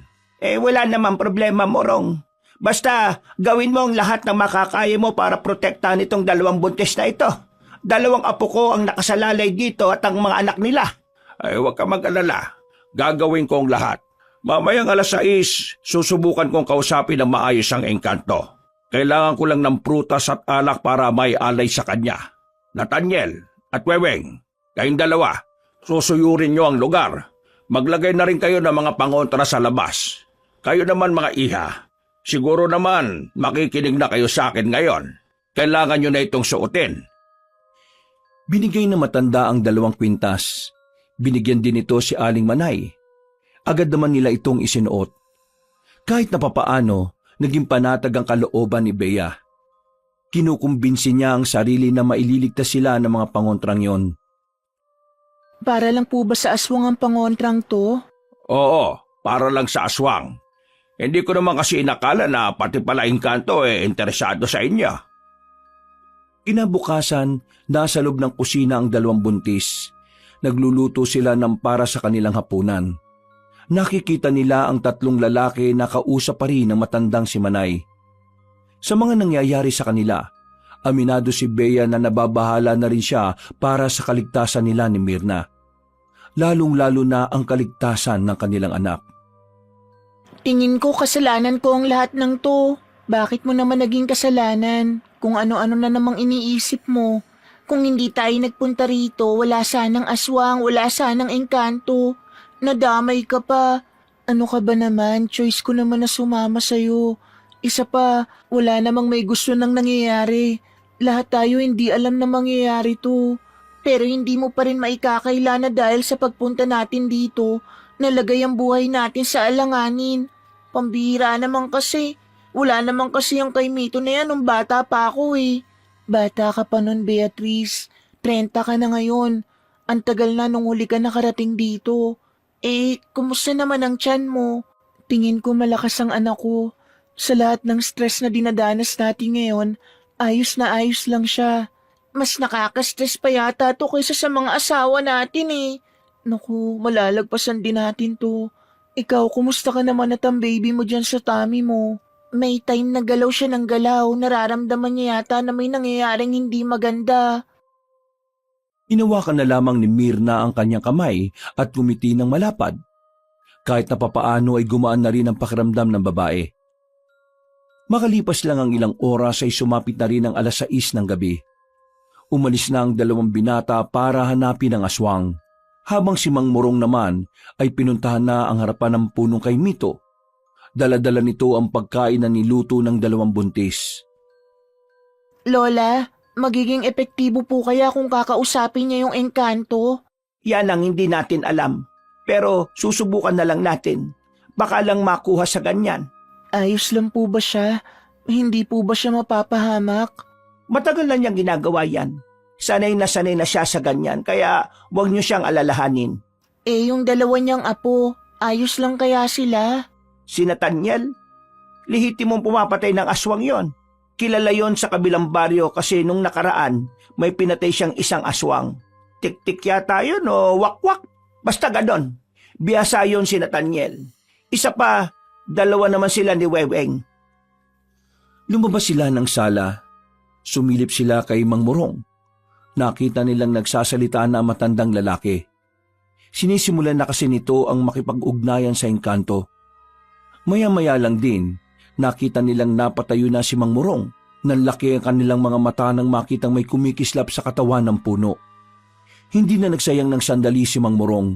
Agad itong umalis doon. Morong, yung ilong mo dumurugo. Ano pong nangyari? Nakausap niyo po ba? Oo, nakausap ko. Lalayuan niya na ba kami? Hindi siya lalayo. Nagalit siya. Nagalit siya sa akin. Ang sabi niya wag daw akong makialam. Kailangan niya raw ang 2 tagapagmana, kaya yung mga anak ninyo, yun ang punteriya niya. Diyos ko naman. Manay, mukhang hindi siya madaraan sa mabuting usapan kaya kailangan ko na rin gumamit ng kapangyarihan. Ha? Teka, ikaw? May kapangyarihan? Ano ba to? Nasa pelikula ba tayo? May kapangyarihan din ang mga albularyo? Iha, meron kaming tinatawag na anting-anting. Ang anting-anting ay nagtataglay ng iba't ibang kapangyarihan. Depende kung anong abilidad nito. Kailangan ko na itong gamitin. Malakas ang engkanto. Gumagamit ng itim na kapangyarihan. Kaya tatapatan ko siya ng kapangyarihan na sa liwanag. Hindi ko po alam ang mga sinasabi niyo pero gawin niyo po ang lahat. Hindi ko kayang mawala ang anak ko. Ako rin, hindi ko kakayanin kapag may nangyaring masama sa anak ko. Huwag kayo mag-alala. Akong bahala. Sige na, pumasok na kayo sa loob. Huwag kayong aalis ng bahay hanggat hindi ko sinasabi ha. Naiintindihan niyo ba ako? Naiintindihan po namin. Bumalik na sila sa loob ng bahay. Ang matandang si Mang Morong naman ay nasa labas lang. Inihahanda ang sinasabi nitong anting-anting. Napapalunok na lamang ng laway si Bea sa mga pagkakataong yon. Kinakabahan siya. Nababahala sa maaaring mangyari. Muli, ipinagdasal na lamang niya sa Diyos na sana walang mangyaring masama sa matanda. Ganon din sa 2 binata na si Nathaniel at si Weweng. Ano pong ginagawa ni Mang Morong? Hindi ko rin alam. Pero palagay ko, nagri-ritual siya. Ritual? Oo, ritual. Ang ritual ginagawa ng mga kagaya niya. Sabi nila, nakakatulong daw yan sa maraming bagay, lalo na sa pakikipaglaban nila sa mga kakaibang nilalang. Maya-maya ay biglang may kumatok sa pintuan. Nathaniel, Weweng, anong balita? Napas lang yun na ba ang aswang na yon? Hindi pa nga eh. Hindi namin siya mahanap. Hindi rin naman gumagana ang langis ng lana. Hindi ko alam kung bakit lo eh. Paano hindi gumagana? Malabnaw siya. O sige, dumito na muna kayo. Nararamdaman ko yung engkanto. Gagawa na siya ng paraan para makuha yung gusto niya. Kaya makinig kayo lahat sa akin. Kapag hindi ko kinaya ngayong gabi, aalis muna tayo sa bahay na ito. Akala ko ba masusundan niya rin tayo kahit saan? Oo, pero mas malakas siya rito sa lugar na ito dahil dito ang pinakalagusan niya patungo sa Biringan. Aling Manay, mawalang galang na po pero saan ba nagmula yung engkanto na yan? Noong nakaraang taon lang naman biglang nagkaroon ng nilalang sa punong yan. Kasi nitong nakaraan, balak na naming ipaputol yan eh. Ang kaso, yung mga magpuputol sana, sinabi nila na may naninirahan daw sa punong yon. Kaya ayun, hinayaan namin. Ang sabi naman nila, engkantong puti raw. Hindi siya engkantong puti. Nagpapanggap lamang siyang mabuti para mas madaling lumapit ang mga tao sa kanya at para maging kampante rin ang mga nasa paligid. Kayong dalawang buntis, pumasok kayo sa loob ng silid ng lola ninyo. Manay, doon na muna kayo. Nararamdaman ko palabas na siya ulit. Hindi ko na maintindihan kung sino ba talaga ang kalaban natin dito. Naguguluhan na ang utak ko. Bea, dalawa nga ang problema natin dito. Yung aswang at yung engkanto. Isipin nyo na lang na ganun kayo kaganda. Pinagkakagulan kayo ng dalawang magkaibang nilalang. Lola naman, hindi naman po ito yung tamang pagkakataon para magbiro ng ganyan. Pinagagaan ko lang naman ang pakiramdam ninyo. Pues hindi siya gumaan. Uy, Bea, lola mo yan. Hindi, ayos lang Mirna, hayaan mo siya. Natigilan ng kanilang pag-uusap nang makarinig sila ng malakas na kalabog. Kasunod noon ay ang pagsigaw ni Mang Morong. Aling Manay, lumabas kayo dyan! Aalis tayo ngayon! Nagulat sila nang makita nila si Mang Morong na may dugo na naman sa ilong. Inaalalayan lang ito ng lalaking si Weweng. Diyos ko, anong nangyari? Mamaya na ako magpapaliwanag. Tara na, umalis na tayo habang naisara ko pa ang lagusan niya. Kahit nabuntis ay naunang tumakbo palabas ng bahay si Bea at Mirna. Sumakay na kaagad sila ng van. Bago sila umalis, nakita pa nila ang matandang lalaki na nagliliwanag. Nakatayo lang yun sa gilid ng puno at parang may pumipigil doon na makaalis. Weweng, ingat sa pagbabaleo ha. Baka mamaya sabay-sabay tayong mamatay. Wala kang dapat ipaglalalo. Biyasa yata ito. Ano po bang nangyari kanina? Malakas eh. Malakas yung engkanto doon. Hindi ko matansya. Kaya ang ginawa ko, ginamitan ko na muna siya ng ritual. Hindi siya makakaalis pansamantala sa kinalalagyan niya. Kakaiba yung engkantong yun. Hindi siya basta engkanto lang. Hari siya ng isang angkan sa Biringan. Anong ibig sabihin nun? Kapag hari, malakas talaga. Mas marami siyang kayang gawin kumpara sa pangkaraniwang engkanto. Saan ang punta natin ngayon nito, Morong? Doon na muna kayo sa amin. Huwag kayong mag-alala. Hindi makakalapit doon ang engkanto. Balwarte ko yun eh. Paano kung sa biyahe natin bigla na lang siyang lumitaw? Hindi siya kasing lakas kumpara nung nandun siya. Kasi wala na siya sa teritoryo niya. Bumuntong hininga na lamang ang babaeng si Bea. Naramdaman na naman niya ang malakas na pagsipa ng kanyang anak sa tiyan niya. Halos mamilipit siya sa sakit. Pero hindi na niya naramdaman yon nang maramdaman nilang may kumakalubog sa ibabaw ng van. Tiningnan ni Nathaniel ang langis ng lana. Malakas ang kulo nito. Isang indikasyon lamang na ang aswang na kanilang hinahanap ay nasa bubungan. Webeng, bilisan mo! Sabay magpreno ka ha! Yun lang pala eh. Hindi nagdalawang isip ang lalaking si Weweng. Agad-agad nitong pinaharurot ang sasakyan. Maya-maya lang din, bigla naman itong nagpreno ng malakas. Tumilapon ng aswang sa harapan. Sasagasaan ni Weweng ang aswang na yon pero nakatalon ito kaagad. Bilisan mo lang ang pagmamaneho! Hindi naman na makakahabol ang isang yan kapag nakarating na tayo sa lugar natin. Diyos ko, kanina engkanto. Ngayon aswang naman. Nung mga sandaling yun, inakala nilang tuluyan na silang nilubayan ng aswang. Pero hindi nila inakala na may nakaabang lang pala sa kanilang kamalasan. Narinig na lamang nilang pumutok ang gulong ng sinasakyan nila. Gumewang-gewang ang sasakyan, kaya napilitan si Weweng na itigil na lamang ito sa gilid kesa maaksidente. Bumaba ang dalawang lalaki. Pagbalik ng mga ito, ay sinabi nila na may mga nakalatag na mga pako at kung ano-anong matutulis na bagay sa kalsada. Isang indikasyon lamang yon na maaaring sinadya ng mga aswang ang sandaling yon. Sa puntong ito, mas lalong lumakas naman ang kaba ng dalawang buntis, lalong-lalo na si Bea, na sa mga sandaling yon ay nararamdaman na ang pagsipa ng kanyang anak sa sinapupunan. Tila ba pati ang sanggol ay natatakot sa mga nangyayari? Huwag kayong lalabas dito. Malay, kahit na anong mangyari, manatili lang kayo rito ha. Naintindihan niyo ba ako? Oo, dito lang kami. Hindi kami lalabas dito. Pero mag-iingat kayo dyan. Lumabas ng sasakyan na matandang lalaki. Tiningnan ng tatlo ang buong paligid. Napansin nga nilang tila pinlano ng aswang ang bagay na yon. Nakaramdam na rin ng kaba ang maglololo. Alam nila na sa oras na yon, mas magiging mahirap para sa kanila ang mga mangyayari. Dahil ang kanilang kutob, hindi lang naman nag-iisa ang mga aswang na kanilang makakaharap. Lola, ayos lang po ba sila? Bakit narinig ko, hindi lang isang aswang yung makakalaban nila? Eh di ba isa lang naman yung kanina? Yun yung sinasabi ko sa inyo nung nakaraan. Maaring marami pang mga aswang dito sa Capiz pero naghahanap pa lang sila ng tamang pagkakataon para lumabas. At parang palagay ko, para sa kanila, ito na ang tamang pagkakataon. Halos 2 minutong tahimik lang ang paligid. Ang tanging maririnig lamang nila ay ang mga kuliglig sa paligid. Mga ilang sandali lang, nakita na rin nilang may mga aswang nang lumabas mula sa likuran ng nagtataasang puno. Mababangis ang angil na mga yon, mga tila gutom na gutom. Mga aswang, ihanda niyo mga sarili ninyo. Ito na naman tayo. Kayang-kaya natin to. Nagsimula ang laban. Biyasa naman na ang maglololo kaya kahit na papaano ay hindi naman sila nalalagay sa alanganing sitwasyon. Kayang-kaya nilang palagaan ng mga aswang kahit itak lang ang kanilang gamit.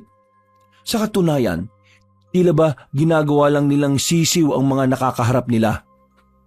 Samantala, napasigaw naman sila Bea sa loob ng sasakyan na may magtangka sa kanilang buhay. 2 aswang ang nakalapit doon. Pilit na binubuksan ang pinto. Pilit na binabasag ang salamin. Lola, Diyos ko, anong gagawin natin? Naku po, Diyos ko. Huwag kayong mataranta. Mas lalo lang kayong mahihirapan kapag natataranta kayo. Dumami ang mga aswang na nakapalibot sa sasakyan. Noong mga sandaling yon, mabuti na lamang binalikan sila ni Nathaniel.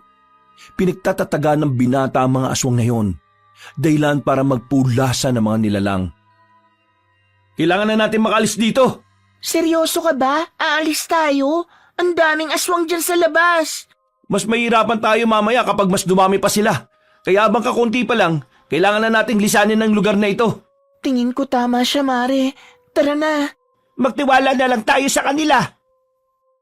Kahit na takot pa rin sa mga sandaling yon, sumunod na lang din si Bea. Sobrang nag-aalala na rin kasi siya sa kanyang dinadalang sanggol. Pero laking pasalamat na lang niya kasi kahit na papaano malakas pa rin ang kapit ng bata. Matapos kalabanin ng maglololo ang unang grupo ng aswang, nagmamadali na rin nilang nilinisan ang parting yon ng daan. Naglalakad lang sila ng mabilis habang nasa kalsada sila. Habang tinatahak nila ang daan, bigla namang nanakit ang tiyan ni Mirna. Bakit? Manganganak ka na ba? Hindi ko alam, parang namumulikat, ewan ko. Ang sakit. Nako, ayos lang ba sa'yo na hilutin ko ang tiyan mo, iha? Sige na po, sobrang sakit eh. Lo, kung tatagal tayo dito, baka maabutan tayo. Sasaglitin lang natin. Baka mamaya mapahamak yung sanggol sa tiyan niya kung lumala ang sakit ng tiyan niya. Weng, bantayan natin yung paligid, dali. Ang sakit, Diyos ko, ang sakit. Umalma ka lang, iha. Naninigas lang ang tiyan mo pero hindi ka pa manganganak. Mang Murong, dahan-dahan lang ah. Baka kung anong mangyari sa kaibigan ko. Huwag ka mag-alala. Kawain ko rin naman to eh. Kasama ito sa pag-aalbularyo ko. Habang inihilot ni Mang Morong ang tiyan ng babaeng si Mirna, bigla na lamang silang nakarinig ng mga angil na nanggagaling sa kagubatan. Lalong nataranta si Mirna. Huwag mo silang intindihin. Kailangan mong kumalma. Mas tumitigas ang tiyan mo kapag masyado kang tensyonado eh. Sige na, iha. Isipin mo ang anak mo. Kumalma ka. Maging relax ka. Kahit na nararamdaman na nilang papalapit na ng papalapit ang mga aswang, pinilit na lamang din ni Mirna na ikalma ang kanyang sarili. Nang mawala na rin ang bahagya ang sakit ng kanyang tiyan, ay binuhat na ito ni Weweng at nagtago sila sa likuran ng halamanan. Weweng, bantayan mo silang tatlo ha. Kami nang bahala ni Tanyel sa mga aswang. Kapelo! Ilang sandali lang, nakita nilang dumating na rin ang mga aswang. Hindi nagdalawang isip pa ang maglolong Murong at Nathaniel. Lumabas na rin sila sa kanilang pinagtataguan. Sa puntong yon, nakausap na rin nila ang lalaking aswang. Ang lalaking tila pinuno ng mga aswang na yon. Huwag kayong makialam dito! Hindi kayo kasali rito! Ano pinagsasabi mong hindi kasali? Kontra na kami sa inyo kahit na hindi pa namin sila kilala. Kaya kasali kami rito. Kung ayaw niyong mapahamak, hayaan niyo makuha ko yung 2 buntis. Umalis kayo sa daraanan ko. Sa tingin mo, haharap kami rito kung takot kaming mapahamak, iho. Huwag mo akong tinatawag na iho. Hindi ako bata. Tignan mo, ako ang pinuno nila, oh. Wala akong pakalam kung sino pa ang pinuno ninyo. Basta ngayong gabi, tutugisin namin kayo. Kakampi niyo ba ang inkantong nasa bahay nila? Sinasabi ko na nga ba pinagtutulungan niyo ako Kakampi, pareho lang kayong kampo ng kaniliman Kaya bakit kami kakampi sa inyo? Pareho namin kayong papaslangin nang hindi na kayo makapanggulo pa ng ibang tao. Hoy, tanda! Nasabi ko sa'yo, umalis ka sa daraanan ko. Huwag ka nang makialam. Baka rayumahin ka pa. Kabisado ko na ang ugali ng mga aswang na madadaldal. Ang mga kagaya mong matalak, mahihina. Yung mga sinasabi mo, kami dapat na nagsasabi niyan Kung ayaw mong mawala sa mundong ito, umalis ka na sa daraanan namin. Masyado ko'y matatapang Akala niyo siguro siya mambuhay niyo Pwes, wala akong pakialam. Mamamatay kayo ngayong gabi. Nung mga sandaling yon, ay nakita na lamang nilang nagbabago na ang anyo ng lalaki. Sa puntong ito naman, inilabas na rin ni Nathaniel ang anting-anting nito na kumikinang. Biglang nagliwanag ang buong paligid. Bagay na ikinamangha ng babaeng si Bea. Para kay Bea, sobrang cool na makita ang lalaking si Nathaniel na hawak ang anting-anting. Dahil dito, naniniwala na siya na may mga kapangyarihan nga ang sinasabi na maglolo na anting-anting. Lumusob ang mga aswang. Pagkagupit pa lamang ni Nathaniel ng itak, malakas na hangin agad ang nalikha nito. Talsikan ng mga aswang. Sa ikalawang paglusob ng mga nilalang, si Mang Murong naman ang gumawa ng hakbang. Naglabas ito ng plauta. Nang patugtugin ito na matanda, tila na nakitang tenga ng mga kalaban nila. Dahilan para makakuha ng tamang pagkakataon si Nathaniel na tapusin ang mga yon. Dahil sa anting-anting, mabilis ang pagkilos na nagawa ng binata. Hindi na namalayan ng mga aswang ang kanyang galaw. Pinagpapapas lang niya ang mga aswang gamit ang kanyang nagliliwanag na itak. Wala pang 5 minuto, nakabulagta na ang mga yon. Lola, bakit ganun yung itak niya? Ano nangyayari dun? Ako na ang sasagot. Ang itak ni Nathaniel ay konektado sa anting-anting na suot niya. Ibig sabihin, yung kapangyarihan ng anting-anting ay nagpupunta rin sa itak. Ang itak na yun may kakaibang lakas, talas at gaan, na kapag hinagupit ng nagmamay-ari, kakaibang puwersa din ang nagagawa. Grabe, hindi ko inakalang totoo rin pala ang mga anting-anting na yan. Aniniwala na nga kayo sa engkanto sa anting-anting ngayon lang. Sabay-sabay silang napalingon nang marinig nila ang malakas na angil ng aswang. Naglalaway niya ito na parabang asong nababaliw. Hinandaan na rin ni Nathaniel at Mang Murong ang kanilang sarili. Hindi nila mamalitin ng kalaban nila dahil alam nila na ang mga aswang ay may kakaiba ring lakas. Sige, bigyan niyo ako ng magandang laban bago ko makuha ang 2 buntis na yon. Mangarap ka ng tulog! Gumapang na mabilis ang aswang. Tumatawa-tawa pa ito na parabang masayang-masaya ito sa nangyayari. Pagkalmot nito kay Mang Murong, tinamaan ang matanda sa braso. Mabuti na lamang ay mabilis din si Nathaniel kaya nakatugon agad ito. Hinagupit niya ang aswang ng kanyang itak. Sa bilis ng kanyang kilos ay hindi na nakailag pa ang kanilang kalaban. Tinamaan na niya yon sa balikat, pero parang hindi naman yon ininda ng aswang. Patuloy pa rin ito sa pag-atake. Hanggang sa tuluyan nang tinamaan si Nathaniel at mabuti na lang din ay daplis lang ito. Ano? Kinakabahan na ba kayo? Bakit parang bumabagal kayong dalawa? Kasi meron na kayong tama. Mahihinang nila lang. Umaaray kagad sa maliit na sugat. Ay naku, ang dami mong daldal. Tingnan natin kung kakayanin mo itong gagawin namin. Masyado lang madaldal ang isang ito eh. Oras na para tapusin natin ang buhay ng isang ito at nang makapagpahinga na rin siya. Sabay na ginamit na maglolo ang kanilang anting-anting. Nagkaroon na naman ng liwanag na siyang sumilaw sa aswang. Sa mga pagkakataong ito, nakita ng aswang ang biglang pag-ikot ng paningin nito. Ano nangyayari sa akin? Ano ginawa niyo sa akin? Kapag pinagsama ang anting-anting naming dalawa, makakabuo ito ng isang ilusyon na talagang mag-aalis sa iyo sa katinoan. Sa paningin mo, marami kang katapat at kalaban. Iisipin mo rin na kami ang pinakamalakas. Kaya umanda ka na, aswang, dahil ang taktika na ito ay para talaga sa mga aswang na kagaya mo. Hindi makagalaw ng maayos ang aswang. Gegewang-gewang ito. Tutumba-tumba rin kapag sinusubukan makatayo. Paglapit ni Nathaniel sa aswang, agad niya itong hiniwa ng malakas sa dibdib. Itatarak na sana niya ang itak nang biglang makaramdam sila ng kakaiba. Lo, anong nangyayari? Bakit parang ang bigat-bigat ang pakiramdam ko? Yung kamay ko, hindi ko maigalaw na maayos. Nandito na siya. Napalingon silang lahat sa puno ng mangga na nasa gilid. May tila portal na nagbukas doon at iniluwa ang matandang engkanto. Nagliliwanag din ang buo nitong katawan. Sa mga pagkakataong ito, tila nanginginig na ang buong katawan ng maglolo. Ramdam na ramdam nila ang galit ng engkantong matanda. Diyos ko, Bea, ayun na yung engkanto. Huwag kayo maingay. Doon siya lumabas. Ibig sabihin, hindi niya alam kung nasaan kayo. Manahimik kayo. Pinakinggan na lamang nila ang sinabi ng lalaking si Weweng.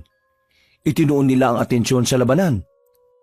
Nakita nilang tila nasa alanganing kalagayan na si Mang Morong at Nathaniel. Kahit na gustong-gusto nilang makatulong, wala rin silang magawa. Nasaan na ang dalawang buntis? Nasaan niyo sila dinala? Kailangan ko ang kanilang anak. Ibigay niyo sila sa akin. Hindi namin ibibigay sa inyo ang dalawang yon. Kung gusto niyo makuha ang gusto niyo, patayin niyo muna kami. Hoy, Engkanto! Makinig ka! Yang dalawang yan ang kalaban natin dito ha. Kung hindi dahil sa kanila, nasa atin na sana yung dalawang buntis. Bakit hindi na lang tayo magkampi? Pagtulungan natin silang dalawa. Hindi nila tayo kakayanin kapag nagsama tayo. At bakit naman ako makikipagtulungan sa'yo kung hahatian mo naman ako sa kailangan ka? Mag-isip ka! Kung hindi ka makikipagtulungan sa akin, wala kang mapapala sa mga yan. Bakit? Akala mo ba porke engkanto ka, kakayanin mo sila? Siguro ngayon, kampante ka, kasi kararating mo lang. Pero huwag kang maging kampante sa dalawang yan, lalong-lalo na yung matandang yan. May sa demonyo yan eh. Kahit ikaw na engkanto, kayang-kaya niyang burahin sa mundo. Kahit ngayon pa. Kaya magtulungan tayo. Maghati na lang tayo sa kanila. Sa'yo yung isa, akin yung isa.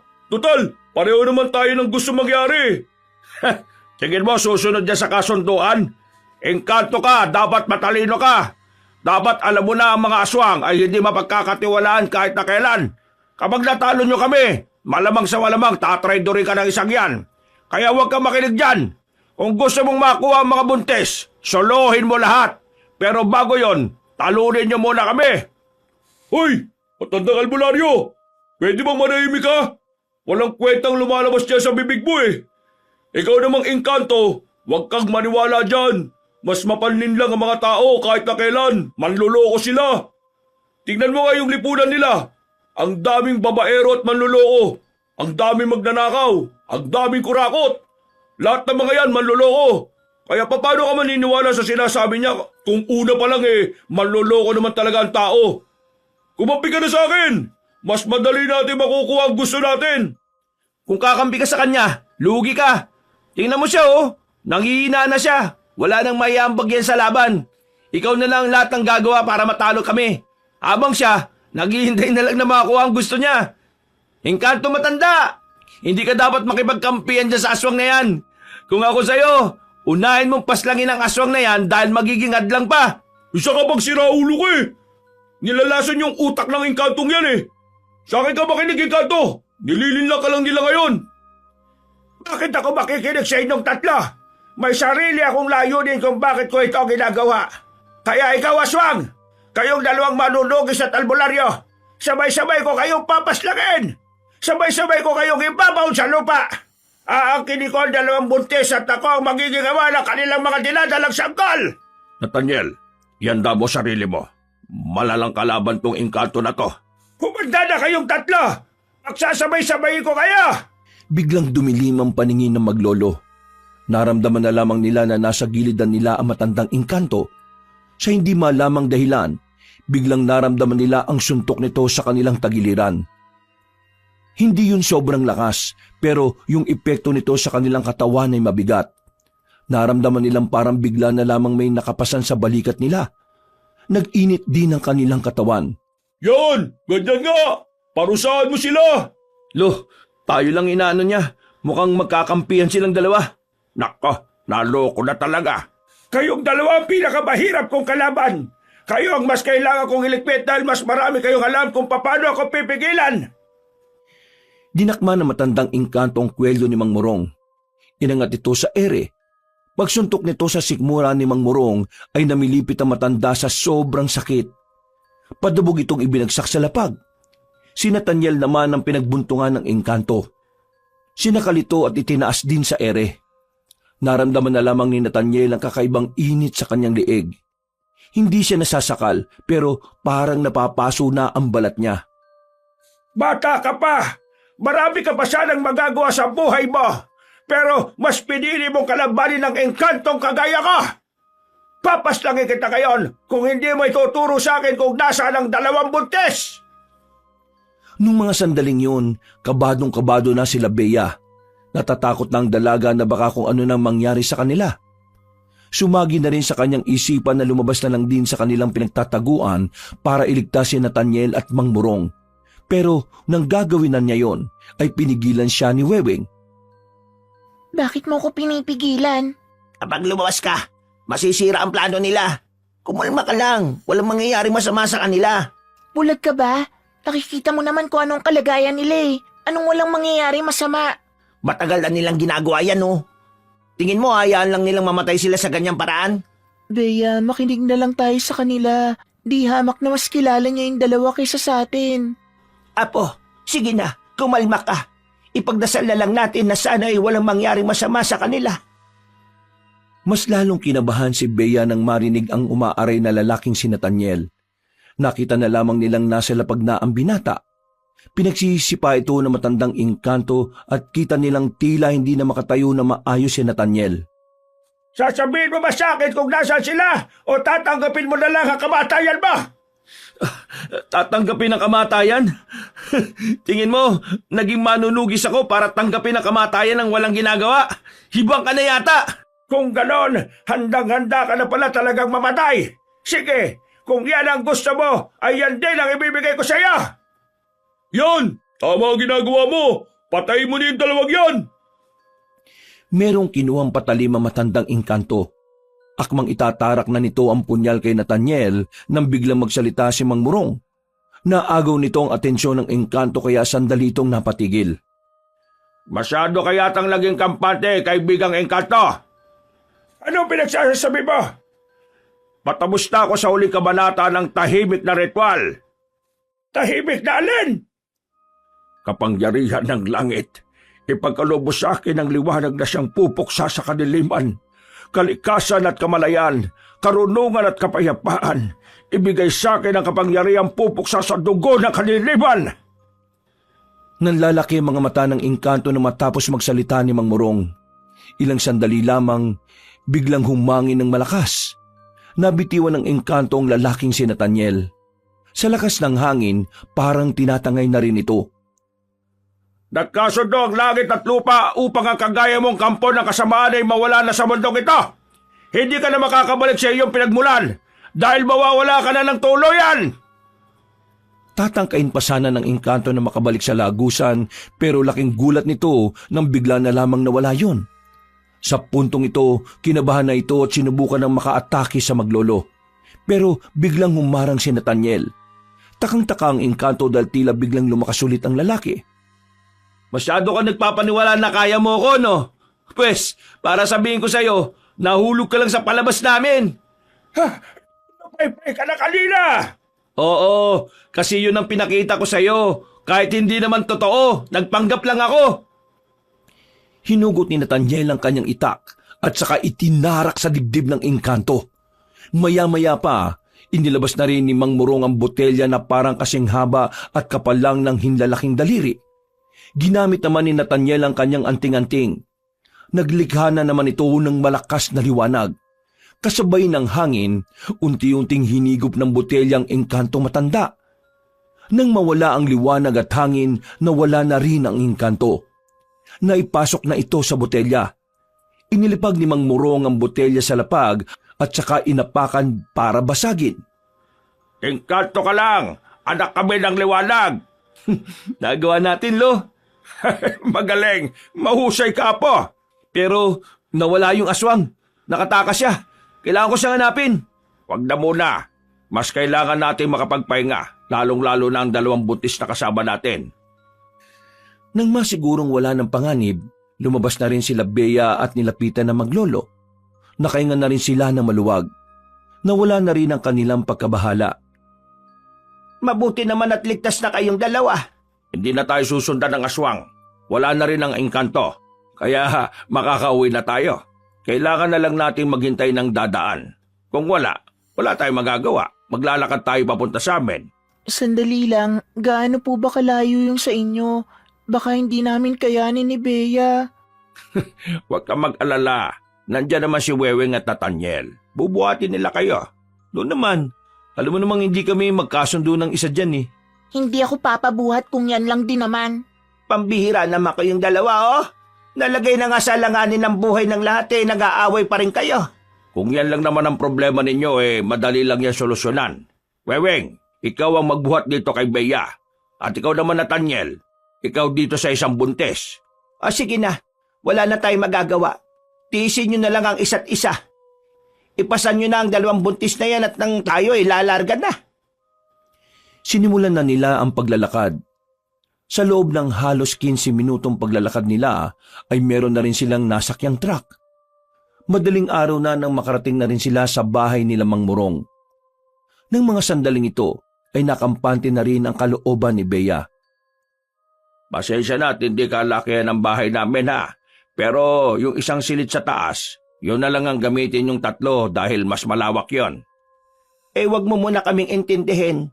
Si Weweng na lang ang bahala sa amin. Kayong dalawa gamutin nyo muna yung mga sugat ninyo at baka ma-infection pa yan.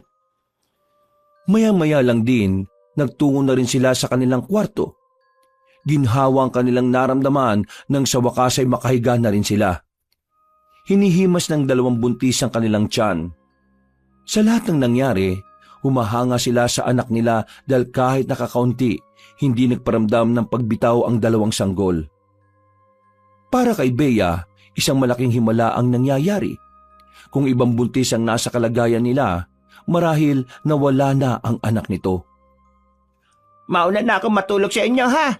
Masakit na naman kasi ang ulo ko Nung nakaraan pa ako walang maayos na tulog. Huwag na kayong papaabot ng umaga. Stress na kayong dalawa. Baka mamaya makaapekto na yan sa anak ninyo. Sige po, La. Maya-maya matutulog na rin naman kami ni Myrna. Papaantok lang po kami. At saka mahihirapan din po kasi kaming matulog tuwing pipikit kami. Pakiramdam namin bigla na lang may aswang nalalabas Hindi dinadalaw ng antok ang 2 buntis ng mga sandaling yon. Hindi nila maiwasang maging tamang hinala sa kanilang paligid. Bawat mga kaluskos na maririnig nila, iniisip nilang baka aswang yon.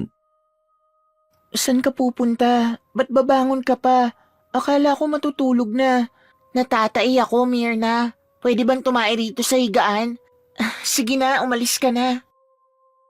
Nagmamadali silang lumabas. Buti na lang ay nakasalubong niya si Nathaniel. Kahit na medyo inis siya sa lalaki, ay nagpasama na lang siya rito. Malapit nang matapos ang babae nang makarinig siya ng kalabog sa labas. Nandito yung aswang! Naalarma ang babae. Dali-dali siyang naghugas ng kanyang puwet.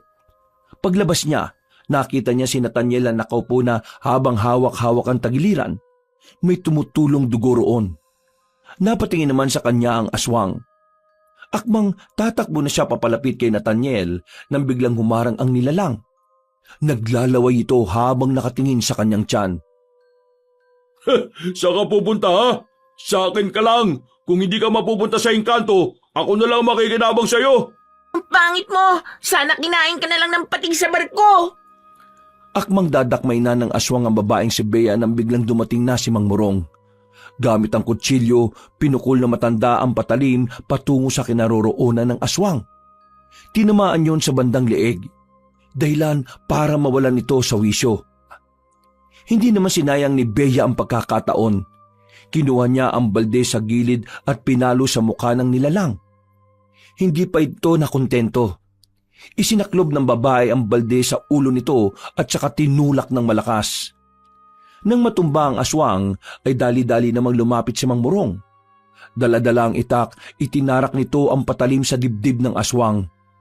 Sa puntong ito, unti-unti nang nalagutan ng hininga ang lalaki. Napahawak naman sa dibdib ang babaeng si Bea sa mga sandaling yon. Buong akala niya ay katapusan na nilang mag-ina. Mang Morong, sigurado bang patay na ang aswang na yan? Oo, patay na ang aswang na to. Wala na kayong dapat pang ikabahala. Diyos ko, buti naman at wala na ang kinatatakutan natin. Nathaniel, apo, ayos ka lang ba? Hindi ako makatayo. Sobrang kirot ng ginawa niyang kalmot. Mukhang malalim. Weweng, buhatin mo ito. Tatahiin ko sa loob. Tatayin? Ikaw ang gagawa? Hindi ba natin pwedeng dalhin sa ospital? Hindi usong ospital sa amin. Ako ang gumagamot dito ng mga sugat. Kaya wala kayong dapat na ipag-alala. Binuhat na ni Weweng ang binatang si Nathaniel at dinala na rin sa loob. Umaga na nang matapos ang paggagamot ni Mang Morong. Ang bangkay naman ng aswang ay inilagay nila sa drum at sinunog. Ngayong natalo na natin ang aswang at ang engkanto, siguro pwede na kayong bumalik kung saan man kayo nakatira. Hindi ligtas ang buhay niyo rito sa Kapis. Ayoko pa sanang umuwi sa amin. Ayoko nang balikan ng asawa ko. Ako, babalikan ko ang asawa ko. Biyanan ko lang naman talaga ang problema ko eh. Mirna, mas makabubuti kung dito ka muna hanggang sa mga anak na kayong dalawa. Sa dami ng nangyari, baka sa biyahe pa mapahamak ang anak mo. Kailangan mo ng pahinga. Kayong dalawa ni Bea. Ang gawin nyo, kontakin nyo mga asawa ninyo at ipaalam nyo na nasa maayos kayong kalagayan. Tumango na lamang ang dalawang babae. Mga ilang oras lang ang nakalipas, kinausap nila ang mga asawa nila sa telepono. Si Mirna, nagkasundo sila ng kanyang asawa na uuwi lamang ito kapag hindi na makikialam ang biyanan. Habang si Bea naman, tuluyan na siyang nakipaghiwalay sa kanyang asawa. Hindi na niya kaya pang tiisin ang pagiging walang kwenta ng lalaking yon. Mabilis na lumipas sa mga buwan, nanganak na si Bea at Mirna. Parehong lalaki ang kanilang anak. Malusog at wala man lang kahit na anong problema. Sa palagay nila, isang malaking himala para sa kanila ang pangyayaring yon. Sa dami kasi ng mga masasamang nangyari sa kanila, nanatiling matibay ang dalawang sanggol. Nang magkaroon na ng pagkakataong makauwi, bumalik na si Mirna sa kanyang asawa at nagsimulang muli. Habang si Bea naman, mas pinili na lamang niyang tumira sa Kapis kasama ng kanyang lola. Doon na niya balak palakihin ang kanyang anak. Kinuha niya mga ninong ang maglololo at sa paglipas ng mga taon, unti-unti na rin napalapit ang kanyang kalooban kay Nathaniel. Kahit siya, hindi niya rin inakala na darating ang oras na ang lalaking kinaiinisan niya ay siya pa palang magugustuhan niya. Sa ngayon, masaya si Bea sa samahan nila ng binata. Nagpapasalamat siyang tinanggap siya nito ng buong buo at walang halong panghuhusga. Wakas!